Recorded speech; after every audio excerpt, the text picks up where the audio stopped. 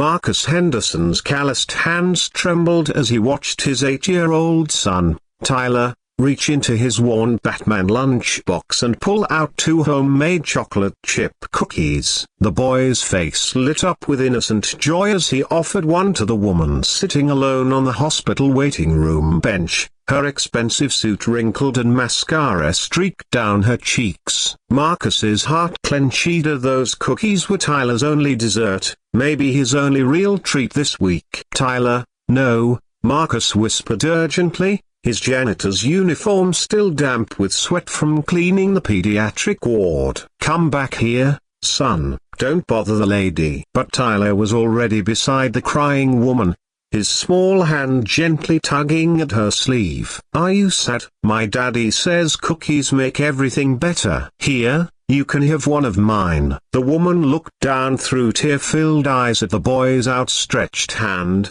then up at Marcus, who was hurrying toward them with an apologetic expression. She saw his embarrassment, the way he clutched his cleaning supplies, the careful patches on his uniform that spoke of pride despite poverty.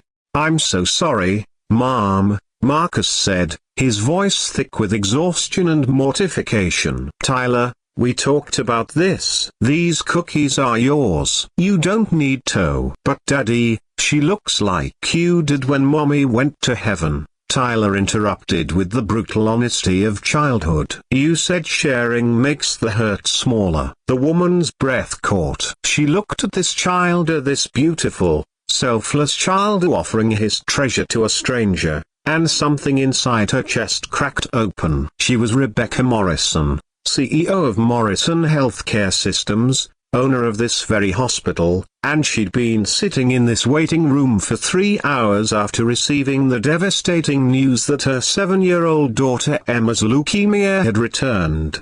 She'd built an empire, commanded boardrooms, made decisions affecting thousands of lives, but right now she was just a terrified mother. And this little boy, whose father clearly struggled to provide even the simplest luxuries, was offering her comfort. "What's your name, sweetheart?"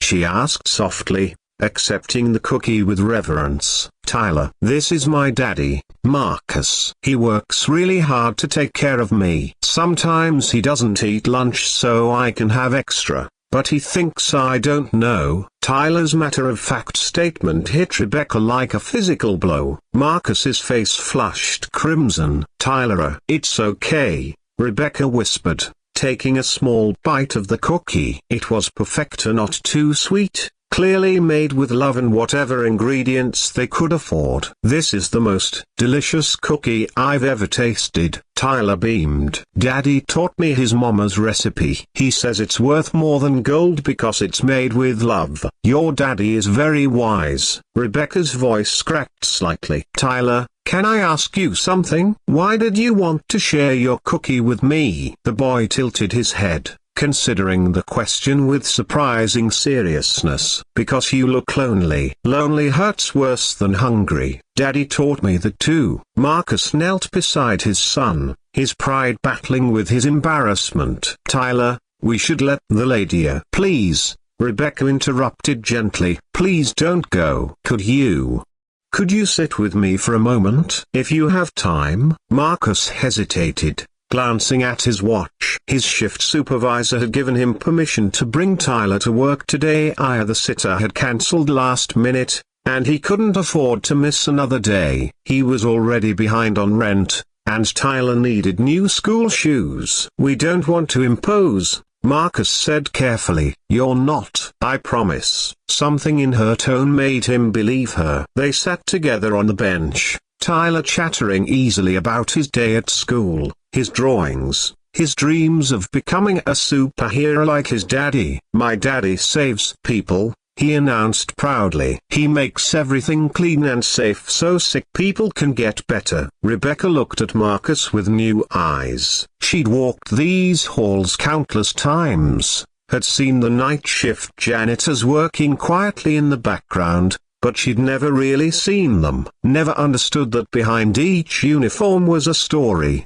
a family, a person making enormous sacrifices. "Your daddy is definitely a hero," she agreed, and meant it. As they talked, Rebecca learned about their life. How Marcus had been raising Tyler alone since his wife Sarah died in a car accident 2 years ago, how he dropped out of community college to work 2 jobs, how he still read Tyler stories every night despite coming home exhausted.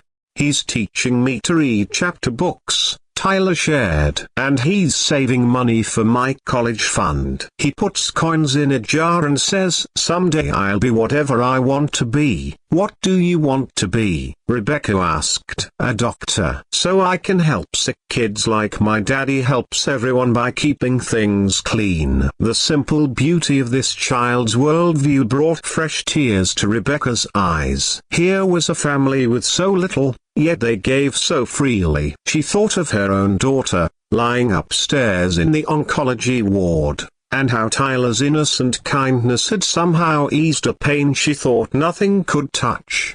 When Tyler excused himself to use the restroom, Rebecca turned to Marcus. "Your son is remarkable." Marcus smiled, the love evident in his eyes. "He's everything good in this world. Sometimes I worry I'm not giving him enough."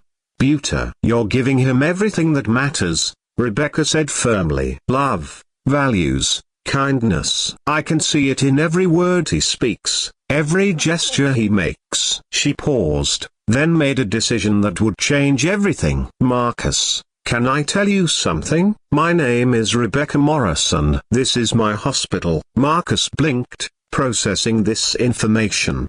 I don't understand." "My daughter Emma is upstairs. She's 7 years old. And today I learned her cancer has returned. I've been sitting here for hours, feeling more alone than I ever have in my life. Then your son offered me a cookie and reminded me that there's still goodness in this world." Marcus was speechless. "I want to offer you a position," Rebecca continued. "Head of our facilities management department. Full benefits, college tuition assistance for Tyler, and housing help. But more than that, I want to ask if you'd be willing to let me be part of Tyler's village. My daughter could use a friend like him, and I could use the reminder of what really matters." When Tyler returned, skipping down the hallway with a juice box he'd somehow charmed from a nurse, he found his father wiping away tears. "Daddy, did the cookie work? Is the lady feeling better?" Rebecca knelt down to Tyler's level. "The cookie worked perfectly, Tyler. It worked magic." 3 months later, Tyler Henderson walked hand in hand with Emma Morrison through the children's hospital garden that his father now oversaw. Both children were laughing, sharing stories and a Yesa cookies from the batch they'd baked together with Rebecca's help. Marcus watched from his office window, still amazed at how one moment of his son's instinctive kindness had transformed their lives. Tyler hadn't just shared a cookie that day, he'd shared his father's lesson that love multiplied when given freely. And in the end, that simple truth had healed 2 broken hearts and created a family neither of them had expected to find. Sometimes the smallest gestures carry the greatest power, and sometimes a child's wisdom can illuminate what adults have forgotten. That we're all just walking each other home, one shared cookie at a time.